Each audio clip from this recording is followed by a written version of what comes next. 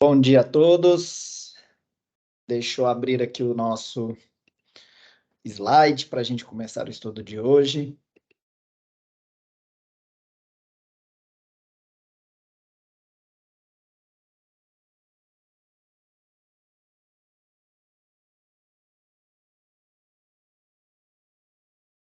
Já estamos aí gravando.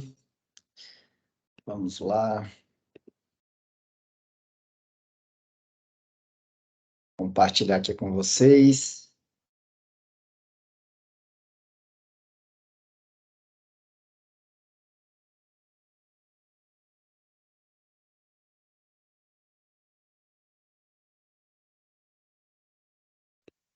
Então vamos lá. Os slides já estão aí. Farei uma breve oração para a gente começar, para que Deus possa estar sempre conosco aqui presente, até porque a palavra é dele. Senhor Deus, obrigado por mais um dia, mais uma sexta-feira, que podemos glorificar o teu nome, falar sobre o nosso Senhor Jesus Cristo, que é o nosso caminho, a única verdade e o único meio pelo qual podemos encontrar a nossa salvação.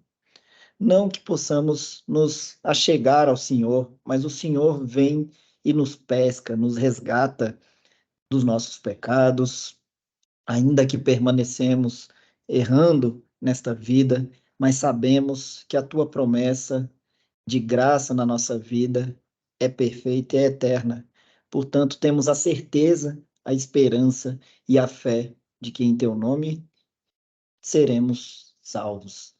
Assim, pedimos que abençoe e ilumine o estudo de hoje, para que sua palavra seja glorificada e honrada para o teu nome, não para mim, não para os ouvintes, mas que a gente apenas se encha do seu espírito por meio dessa palavra. Assim oramos em nome do Senhor. Amém. Então vamos lá, amados, começar hoje mais um estudo sobre Jesus, a fonte da água para a vida. Aqui vamos estudar, então, o capítulo 4 do livro de João, que é um dos mais cativantes e inspiradores que podemos achar. Na verdade, o livro todo de João é um belíssimo livro que vale a pena a gente ler, reler e ler novamente, porque é um deleite na palavra do Senhor. Então, vamos nos preparar aqui para uma jornada. Aqui no capítulo 4 a gente tem uma jornada onde é revelada a sede espiritual, a busca por uma satisfação duradoura na palavra do Senhor. A nossa história vai acontecer na terra de Samaria, que era um terreno onde havia conflitos, ali conflitos culturais, conflitos religiosos entre judeus e os samaritanos.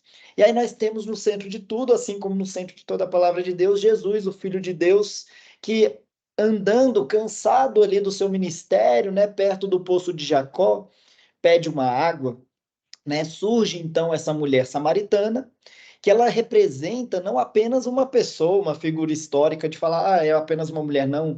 Ela representa uma humanidade completa, é uma humanidade que está sedenta por algo mais profundo, uma humanidade que quer conhecer algo a mais na sua vida, preencher a sua vida, mas não sabe o que encontrar.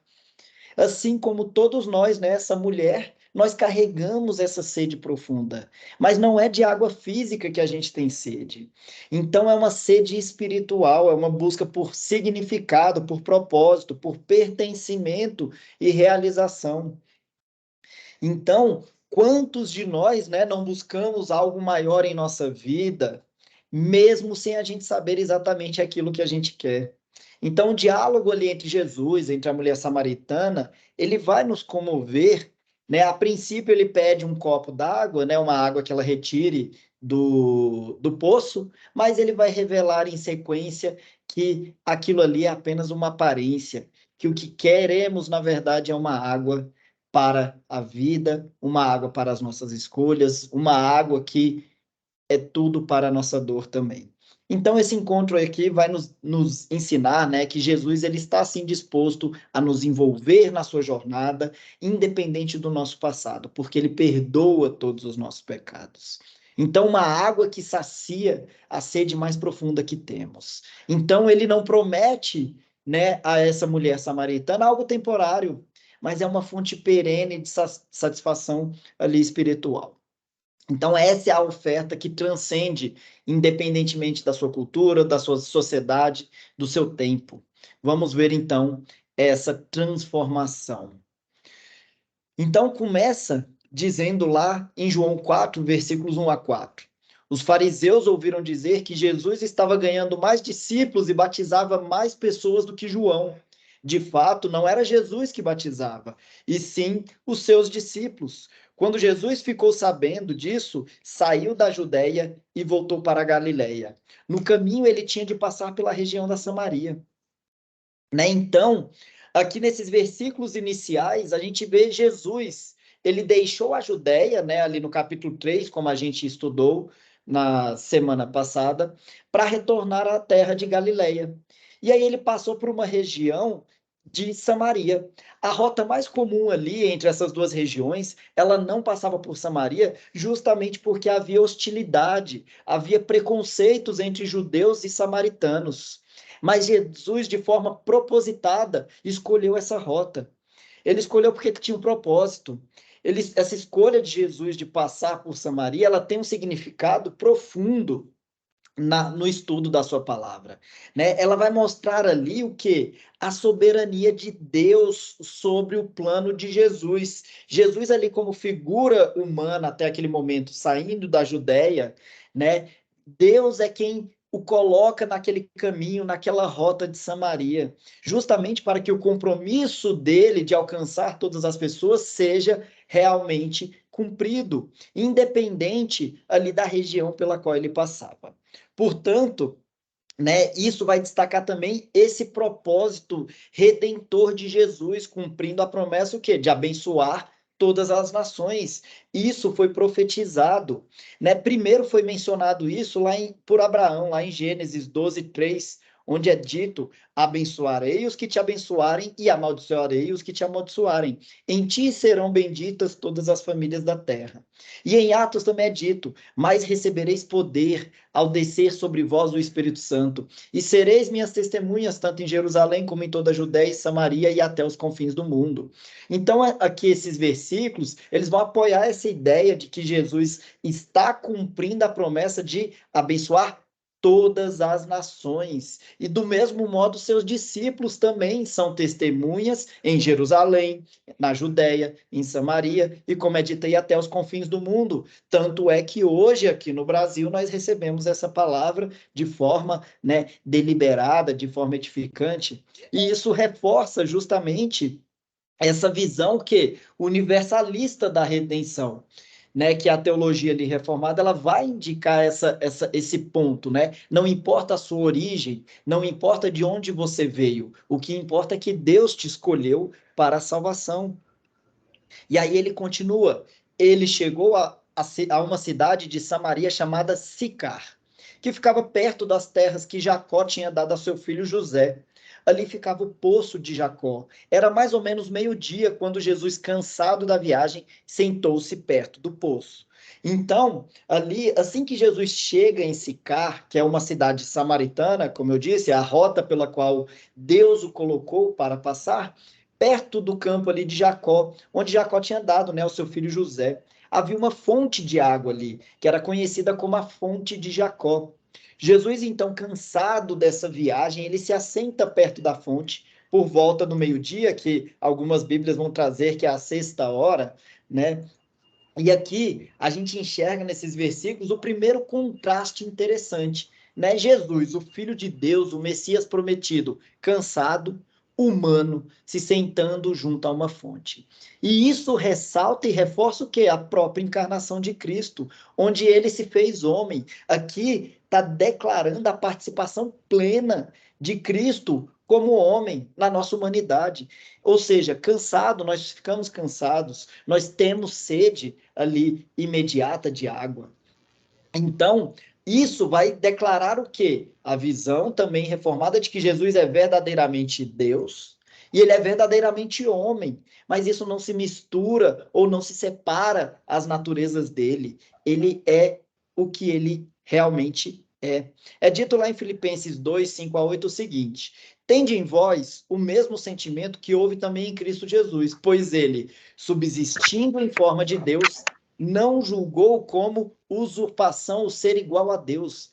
Antes, a si mesmo se esvaziou, assumindo a forma de servo, tornando-se em semelhança de homens. E reconhecida em figura humana, a si mesmo se humilhou, tornando-se obediente até a morte e morte de cruz. Então, quando Deus se fez semelhante ao homem, ele se assemelhou em vários aspectos. Então, um deles está determinado aí, ele também ficava cansado durante o seu ministério. Mas aí Hebreus ali também complementa, porque não temos sumo sacerdote que não possa compadecer-se das nossas fraquezas antes. Foi ele tentado em todas as coisas, a nossa semelhança, mas sem pecado. Então Cristo se assemelhou em nós em quase todas as coisas. Por que em quase todas? Porque ele também era Deus. Mas quando ele se esvaziou, ele se assemelhou, inclusive, na tentação. Nós somos tentados pelo pecado, assim como ele foi tentado. Mas ele saiu sem pecado. Então, aqui, esses versículos vão destacar nessa natureza humana, mas também a natureza divina de Cristo, que passou nessa vida sem pecado. E essa empatia que ele tem com a humanidade é justamente pelo amor que ele tem pela humanidade. E isso é uma parte fundamental da teologia, que enfatiza a obra completa de Cristo como sumo sacerdote, como nosso Salvador, como perfeito profeta e como nosso verdadeiro rei. E aí continua João. Uma mulher samaritana veio tirar água e Jesus lhe disse: Por favor, me dê um pouco de água. Os discípulos de Jesus tinham ido até a cidade comprar comida. A mulher respondeu: O senhor é judeu e eu sou samaritana. Então, como é que o senhor me pede água? Ela disse isso porque os judeus não se dão com samaritanos. Então, essa mulher samaritana, ela chega à fonte onde Jesus está para tirar água. E Jesus pede: Me dá um pouco de água. Né? Os discípulos não estavam com Jesus naquele momento, como é dito ali, eles foram comprar comida. E a mulher samaritana expressa uma surpresa de que um judeu esteja pedindo a ela, uma mulher samaritana, água, justamente devido às tensões, hostilidades que haviam entre os judeus e os samaritanos. Mas aqui é apenas o início da transformação. Essa interação entre Jesus e a mulher samaritana é totalmente significativa, porque ela vai ressaltar uma quebra de barreiras culturais, quebra de barreiras sociais entre aqueles dois povos. Ele como Salvador, mas ele é um Salvador, como eu disse, universal. Ele transcende divisões humanas. O que os homens dividem não importa, Deus ajunta. Então, independente da origem daquela mulher, Jesus quer alcançá-la. E essa abordagem que ele vai fazer nessa mulher é justamente onde a gente trata como uma graça irresistível de Deus, né? Enfatizando a capacidade de Deus de atrair aqueles a quem ele deseja. Alguns versículos que tratam disso é Romanos 10:12, que diz: Pois não há distinção entre judeu e grego, uma vez que o mesmo é o Senhor de todos, rico para com todos os que o invocam. E Gálatas 3:28 vai dizer, Dessarte, não pode haver judeu, nem grego, nem escravo, nem liberto, nem homem, nem mulher, porque todos vós sois um em Cristo. Nós temos um único Deus, nós temos um único Salvador, nós temos um único Senhor, nós temos uma única fé. Então, esses versículos vão ilustrar o quê? Igualdade em Cristo. Cristo derruba fronteiras, derruba barreiras. Então, esse destaque, esse entendimento para a salvação, ele está acessível a todos aqueles a quem Deus se revelar, independente da nossa origem, independente da forma pela qual a gente crê nele, porque Deus reconhece e atinge a cada um de nós da forma como lhe aprove.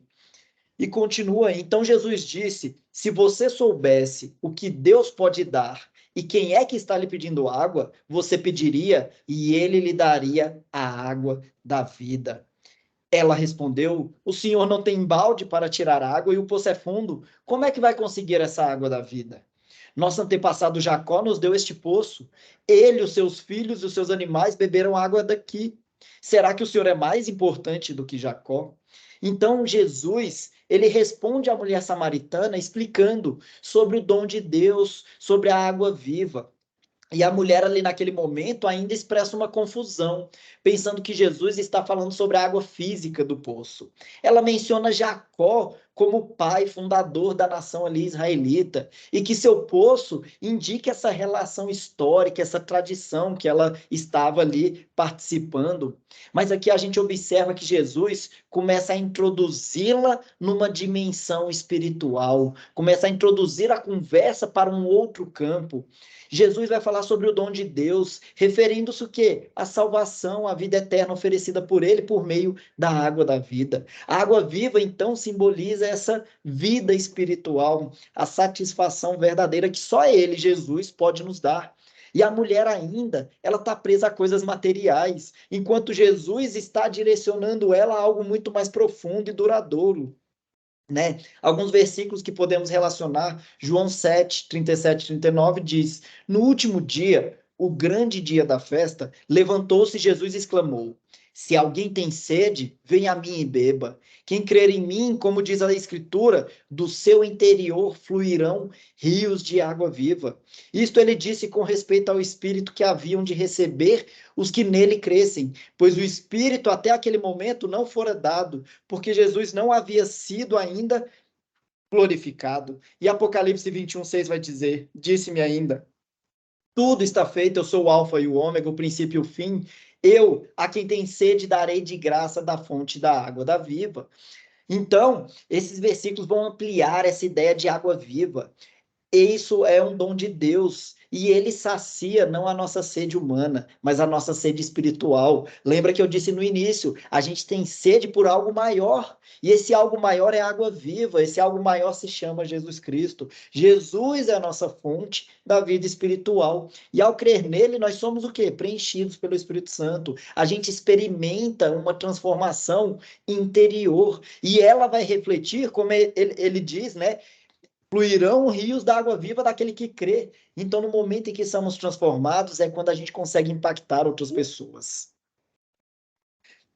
E aí continua. Então, Jesus disse: Quem beber desta água terá sede de novo. Aqui ele está falando da água do poço. Mas a pessoa que beber da água que eu lhe der, nunca mais terá sede. Porque a água que eu lhe der se tornará nela uma fonte de água que dará vida eterna. Então a mulher pediu: Por favor, me dê dessa água. Assim eu nunca mais terei sede e não precisarei mais vir aqui buscar água. Jesus então responde à mulher samaritana explicando que a água do poço saciará a sede dela temporariamente, mas a água que ele está oferecendo é uma saciedade eterna. Ele descreve que essa água como uma fonte que jorra para a vida eterna. A mulher então expressa o seu desejo por essa água. Ela não quer voltar ao poço. O que Jesus está constatando aqui nesse momento são as satisfações temporais desse mundo com a satisfação eterna que ele oferece. A água física do poço é um símbolo de toda busca humana por prazer, por realização momentânea. Em outro lado, a água viva representa a vida eterna que vem através da fé em Cristo. E isso está totalmente alinhado com a soberania divina de Deus na salvação, a suficiência de Cristo para satisfazer as nossas necessidades espirituais. Quando nós recebemos a Cristo, quando ele nos preenche, nós não teremos ainda algo a mais a oferecer, nós não teremos um ponto adicional, mas ele é a satisfação completa e eterna. Então é dito lá em Isaías 55:1: A todos vós os que tendes sede, vinde às águas, e vós os que não tendes dinheiro, vinde comprar e comer, sim, vinde comprar sem dinheiro, e sem preço, vinho e leite. Só um minutinho, aqui, pronto. E aí João 6,35 vai dizer: Declarou-lhes, pois, Jesus: Eu sou o pão da vida, o que vem a mim jamais terá fome, o que crê em mim jamais terá sede. Esses versículos ecoam a ideia de que Jesus é a fonte de satisfação espiritual. A oferta dele é gratuita para todos aqueles que nele creem. E mais uma vez destacado aqui o quê? A graça irresistível de Deus, a suficiência de Cristo como alimento, a água verdadeira que sacia a nossa alma. Então nós temos que compreender isso, é Deus quem nos alcança, é Ele quem nos dá a fonte de alimento, é Ele quem alcançou aquela mulher samaritana e é Ele quem alcança a humanidade daqueles os quais Ele escolhe. E aí Jesus diz, vá chamar o seu marido e volte aqui, ordenou Jesus. Eu não tenho marido, respondeu a mulher. Então Jesus disse, você está certa ao dizer que não tem marido, pois já teve 5, e este que você tem agora não é de fato seu marido. Sim, você falou a verdade. Então Jesus vai abordar a mulher samaritana de uma forma bem específica, revelando que a compreensão que ele tem profunda da situação. Ele a instrui, ele a instiga a chamar o seu marido, mas ela responde: eu não tenho marido. Jesus então revela a sua percepção de que ela já teve 5 maridos e que o homem com quem ela vive agora ainda também não é o seu marido. E essa passagem vai revelar o quê? O conhecimento onisciente de Jesus, a capacidade dele ver além das aparências. Ele conhece o nosso íntimo, ele demonstra que a autoridade, ele demonstra o seu papel como Salvador, ele conhece as profundezas do coração. Então ele conhece todos os nossos pecados, todos os nossos erros, todas as nossas falhas. A mulher então é confrontada, assim como nós, com a verdade sobre a nossa vida, mostrando a necessidade de quê? Arrependimento. Por isso que ele diz: arrependei-vos dos vossos pecados. E aí sim receberás o reino dos céus, a vida eterna, a transformação. E isso é algo central que a gente aborda, né? E lá em Hebreus 4:12 é dito: porque a palavra de Deus é viva e eficaz, e mais cortante do que qualquer espada de 2 gumes, e penetra até o ponto de dividir alma e espírito, juntas e medulas, e é apta para discernir os pensamentos e propósitos do coração. Olha a profundidade que a palavra de Deus nos conhece. E Romanos 2,16 diz: no dia em que Deus, por meio de Cristo Jesus, julgar os segredos dos homens de conformidade com o meu evangelho. Então aqui vai destacar a natureza penetrante da palavra de Deus, a realidade de que Deus julga os pensamentos, julga as intenções dos nossos corações. Por isso a importância do arrependimento genuíno, da transformação interior diante da palavra de Deus, do Espírito Santo, do conhecimento de Cristo. E continua, a mulher respondeu: agora eu sei que o Senhor é um profeta. Os nossos antepassados adoravam a Deus neste monte, mas vocês, judeus, dizem que Jerusalém é o lugar onde devemos adorá-lo. Jesus disse: mulher, creia no que eu digo. Chegará o tempo em que ninguém vai adorar a Deus, nem neste monte, nem em Jerusalém. Vocês, samaritanos, não sabem o que adoram, mas nós sabemos o que adoramos, porque a salvação vem dos judeus. Mas virá o tempo, e de fato já chegou, em que os verdadeiros adoradores vão adorar o Pai em espírito e em verdade, pois são esses que o Pai quer que o adorem. Deus é espírito e por isso os que o adoram devem adorá-lo em espírito e em verdade. A mulher samaritana, então, reconhece Jesus como um profeta e ela traz uma questão sobre o local da adoração. Ela menciona que o monte onde os seus antepassados adoravam era aquele, enquanto os judeus consideravam Jerusalém como lugar de adoração. Jesus responde explicando que a verdadeira adoração não está limitada a um lugar físico. Ela é espiritual para ser verdadeira. Jesus está ensinando sobre a natureza da adoração verdadeira. Ele está enfatizando ali, né? Olha, a adoração não é esse local físico, não é a tradição dos homens que define. A adoração autêntica ocorre em espírito, ocorre em verdade. Ele nos disse: vá para o teu quarto e ore a Deus em secreto, que Deus te ouvirá. Então ali não era Jerusalém, ali não era o Monte Santo, ali é em espírito, ali é em verdade. E isso se alinha justamente com a ênfase que nós temos, né, justamente na teologia reformada, na centralidade de Deus e na importância de adorá-lo de acordo com a vontade dele. Não é de acordo com uma vontade tradicional dos homens que a gente deve adorar a Deus. Ah, não, você só pode adorar a Deus nesse local ou naquele local, não. A vontade de Deus está aí revelada por Cristo, em espírito e em verdade. Versículos relacionados a isso, Salmos 145:18, vai dizer: perto está o Senhor de todos os que o invocam, de todos os que o invocam em verdade. Não adianta invocar a Deus de forma deliberada, achando que você tem o poder da palavra. Deus mesmo vai dizer: muitos disseram e me chamaram Senhor, Senhor, né? Profetizavam em seu nome, ele diz, Mas ele diz a todos aqueles: nunca vos conheci. Por quê? Porque vocês nunca me invocaram em verdade. Porque a verdade da invocação está na palavra dele. A palavra não é nossa. Nós não somos donos nem titulares dela. Nós somos apenas um interlocutor de Cristo.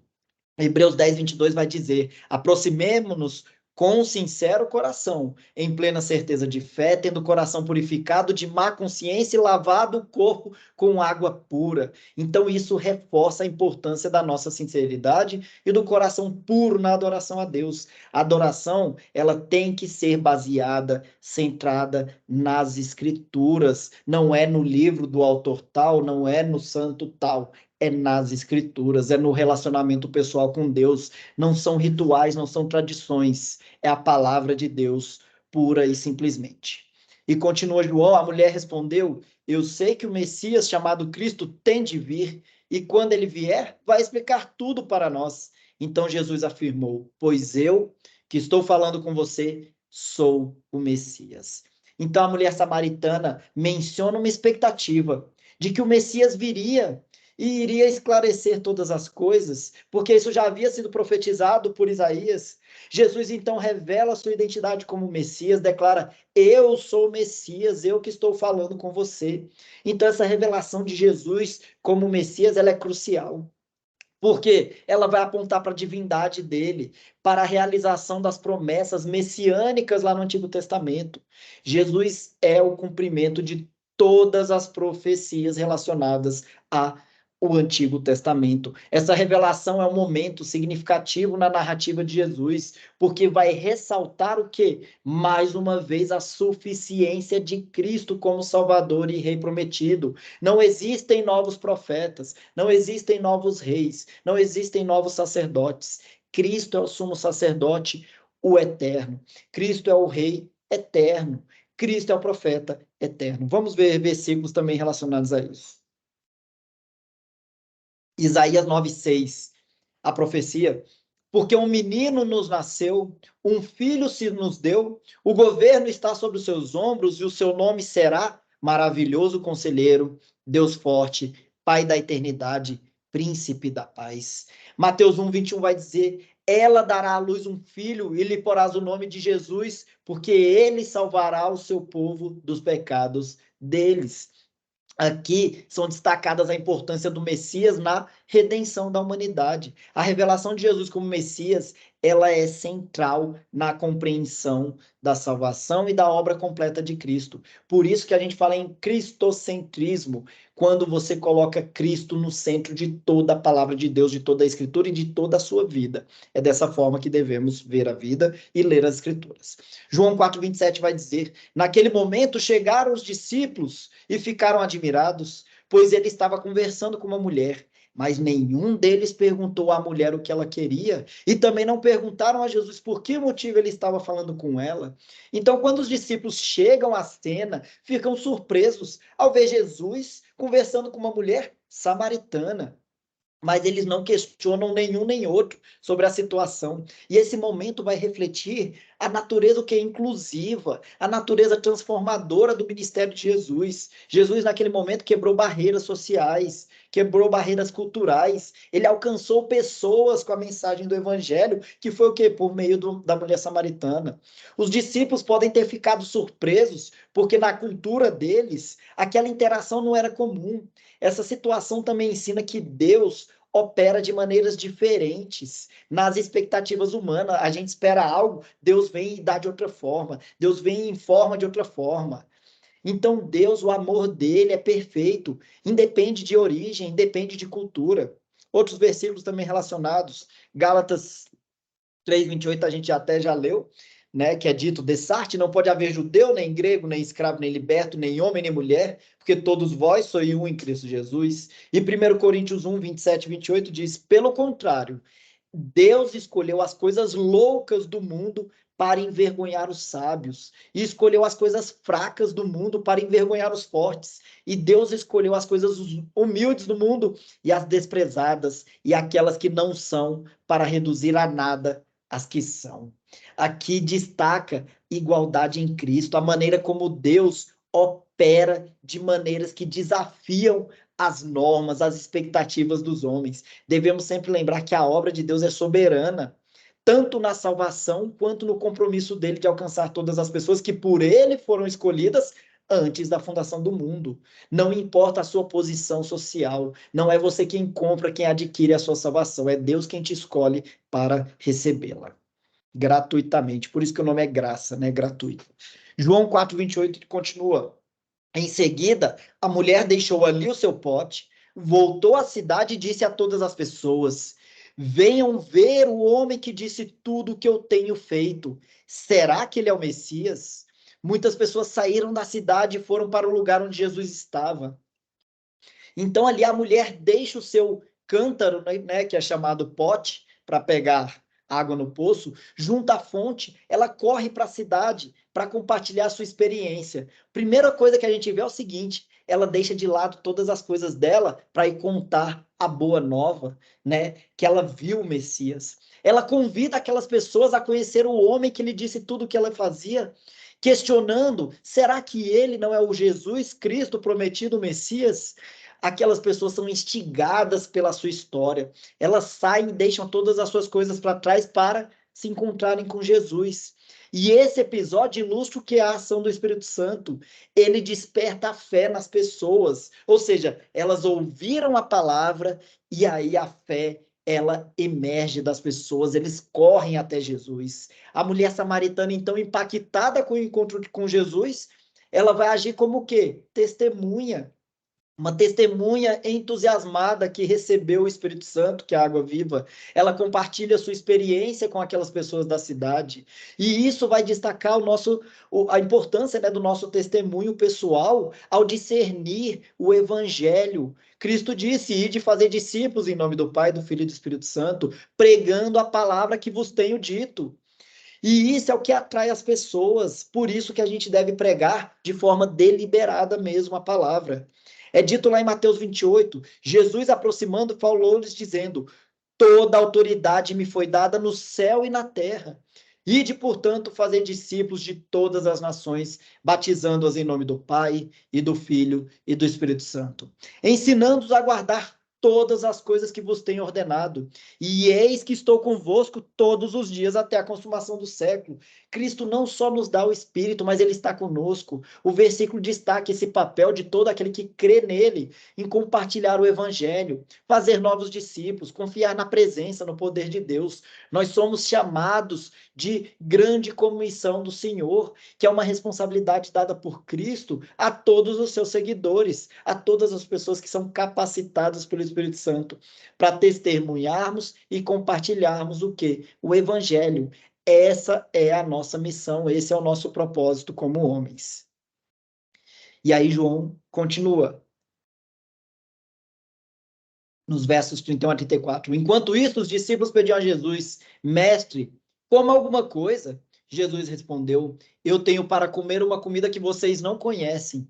Então os discípulos começaram a perguntar uns aos outros: será que alguém já trouxe comida para ele? A minha comida, disse Jesus, é fazer a vontade daquele que me enviou e terminar o trabalho que ele me deu para fazer. Os discípulos ali, então, eles vão instigar, né, questionar a Jesus: Senhor, coma.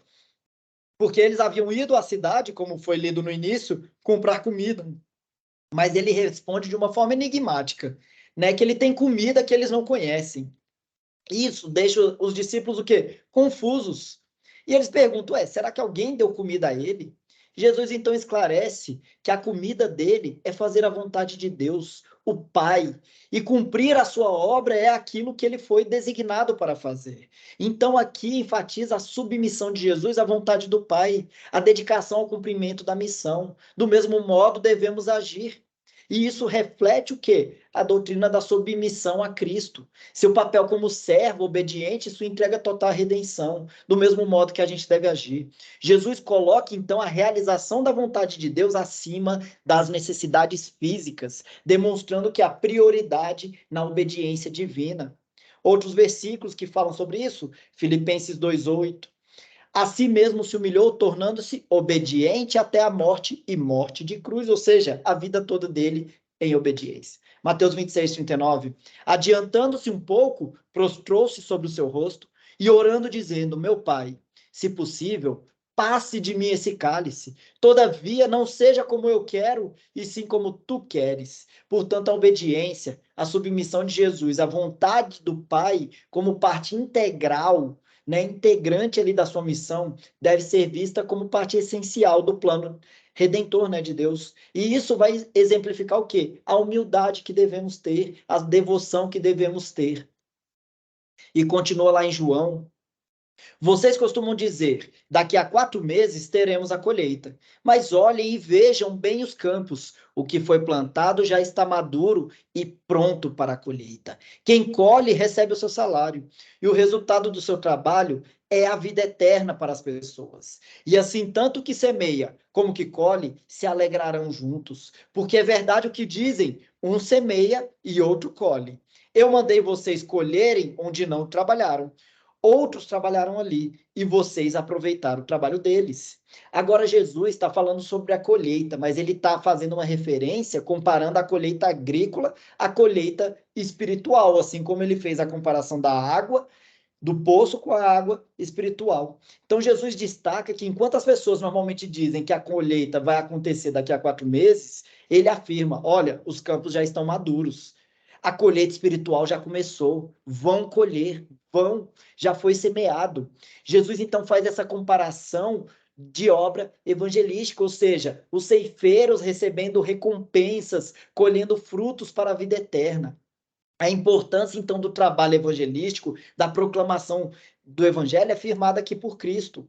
Então, Jesus está instruindo os seus discípulos e também a todos nós, como crentes, a estarmos atentos às oportunidades de colheita espiritual ao nosso redor. Isso reflete a missão de quem? Principalmente da igreja, de proclamar o evangelho, de plantar sementes espirituais, de colher os frutos da salvação. É dito lá em 1 Coríntios 3: eu plantei, Apolo regou, mas o crescimento veio de Deus, de modo que nem o que planta é alguma coisa, nem o que rega, mas Deus que dá o crescimento. Então, o trabalho, ele é conjunto, tanto de plantar quanto de regar as sementes do evangelho. Mas aí deixa claro o versículo: Deus é quem traz o crescimento. Ou seja, nós pregamos o evangelho, nós fazemos orações, nós firmamos nossas ofertas, mas é Deus quem escolhe, quem liberta e quem dá a verdadeira graça para que possamos ver e compreender a sua palavra. E continua em João: muitos samaritanos daquela cidade creram em Jesus Cristo, porque a mulher tinha dito: ele me disse tudo o que eu tenho feito. Quando os samaritanos chegaram ao lugar onde Jesus estava, pediram a ele que ficasse com eles. E Jesus ficou ali 2 dias. E muitos outros creram por causa da mensagem dele. Eles diziam à mulher: agora não é mais por causa do que você disse que nós cremos, mas porque nós mesmos o ouvimos falar e sabemos que ele é de fato o Salvador do mundo. E é isso que acontece com todos nós. O impacto da interação com Jesus, né, com a mulher samaritana, levou ela a declarar o testemunho dela, a compartilhar a experiência dela com aqueles habitantes. O testemunho dela, né, junto com o ensino de Jesus, é que levou muitos samaritanos a crer nele como Salvador do mundo. E o interessante aqui é justamente ver isso. As pessoas são chamadas para conhecer o Evangelho, mas elas passam a ter fé quando? Como eles dizem aqui, porque nós mesmos o ouvimos. E como as pessoas mesmo ouvem a Cristo nas Escrituras Sagradas. Então, nós chamamos as pessoas, mas se elas não se debruçarem nas Escrituras, na palavra de Deus, elas não vão ouvir o próprio Senhor falar no coração delas. Então, a fé é um dom de Deus. E esses versículos mostram como Deus utiliza o testemunho humano para chamar. E ele vai se revelar atraindo as pessoas para a fé. É dito lá em Romanos 10:17, né? E assim, a fé vem pela pregação, e a pregação pela palavra de Cristo. Ou seja, a palavra de Cristo que nos move a pregar. E ela quem leva a crer. E aí, Efésios 2:8 e 9 é um dos versículos mais conhecidos de todo mundo, né? Que é dito: porque pela graça sois salvos mediante a fé. E isto não vem de vós, é um dom de Deus, não de obras, para que ninguém se glorie. Aqui é reforçado o papel da fé como um dom de Deus, resultado da obra do Espírito Santo através da palavra de Cristo. A salvação é visto totalmente pela graça de Deus. É Deus quem usa os meios pelos quais ele escolhe para trazer pessoas à fé, incluindo o testemunho humano, a pregação do evangelho. Esse é o único meio? Não. Deus age da forma que lhe aprove. Ele atinge a cada um da forma que ele entende que deve ser atingido. E qual a conclusão, então, e a aplicação desse estudo de hoje, de João 4? A gente estudou do versículo 1 ao 42. A primeira delas é a soberania de Deus na salvação. Ou seja, essa passagem vai destacar Jesus se aproximando da mulher samaritana, Deus se aproximando de toda a humanidade pecadora, buscando ela, apesar da sua origem, da sua situação, assim como ele busca cada um de nós, ilustrando a doutrina o quê? Da graça irresistível, que é o que? É uma convicção da teologia reformada de que a salvação é iniciada e ela é garantida por Deus. Não é o esforço humano, não foi a mulher que foi buscar a Cristo, foi Cristo quem foi buscar a mulher. Então Jesus procura a mulher, Deus é quem busca ativamente os pecadores para a redenção. Segunda conclusão que nós temos, a natureza transformadora do encontro com Cristo. Então, a transformação da mulher samaritana após seu encontro com Jesus ilustra o quê? A doutrina reformada da regeneração, que é o que? A obra divina de Deus transformar os nossos corações, as nossas mentes, tornando o quê? Novas criaturas em Cristo. A mulher inicialmente estava preocupada com as necessidades físicas, buscar água no poço, mas ela passou a buscar uma adoração verdadeira, a proclamar a mensagem de Deus. Terceira conclusão, universalidade da salvação. A conversa de Jesus com a mulher samaritana demonstra que a salvação não está limitada a um grupo étnico, cultural ou social específico. Isso vai refletir o quê? A visão reformada da graça de Deus como universal, disponível para todas as nações, mostrando que a amplitude da obra redentora de Deus. Outra conclusão, a adoração verdadeira espiritual. A explicação de Jesus sobre a adoração em espírito e em verdade, ela vai ressaltar a doutrina de adoração a Deus fundamentada nas Escrituras, centrada em Cristo. Ela não está restrita a rituais, a tradições humanas. Isso reforça a ênfase, né, da teologia reformada na importância da adoração guiada pelo Espírito e pela verdade bíblica. Quando vamos cultuar a Deus na igreja, a gente não vai para se sentir bem, a gente vai para cultuar a Ele. É a Ele que nós devemos ter a graça e não para que nós apenas saiamos ali, né, satisfeitos com o ego próprio. Não, é para Ele. Essa é a adoração verdadeira. E outra conclusão é o papel do testemunho pessoal, né? O testemunho da mulher samaritana, a resposta dos samaritanos ressalta a responsabilidade de todo crente, que nós devemos o quê? Compartilhar o evangelho. Então, a conversão de muitos samaritanos ali, através do testemunho da mulher e da mensagem de Jesus, destaca a doutrina da eleição, mostrando como Deus usa seus testemunhos humanos para cumprir os próprios propósitos dele. E, por fim, a suficiência de Cristo como Salvador. A declaração de Jesus como Messias e Salvador do mundo, ela é fundamental para a teologia reformada. Nessa passagem vai enfatizar o quê? A suficiência de Cristo para redimir pecadores de todas as nações, de todas as origens, alinhando-se à crença reformada, né, da obra completa de Cristo como a única base para a salvação. É um único meio.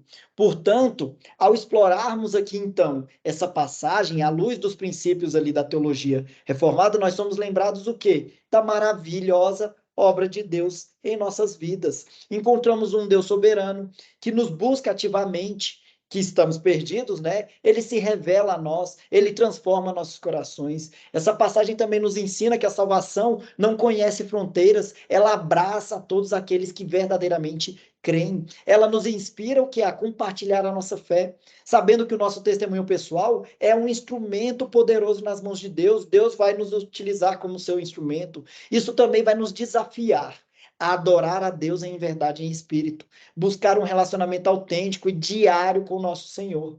E, acima de tudo, nos aponta para quem? Jesus, como Salvador do mundo, cuja a suficiência nos garante o quê? A vida eterna. Ele disse, eu sou a água para a vida eterna. Ou seja, que sejamos encorajados a viver uma vida de fé, transformadora, a compartilhar esse amor de Cristo, a adorar com corações renovados, a refletir a glória de Deus, a sermos luzes aqui por meio do nosso Senhor Jesus Cristo, da soberania dele na nossa vida. E assim é o que espero para a vida de cada um de vocês. Amém. Espero que tenham gostado aí do estudo. Mais uma passagem do livro de João.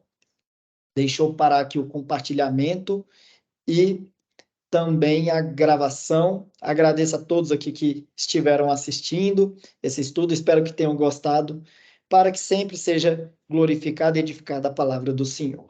Muito obrigado pela presença de vocês.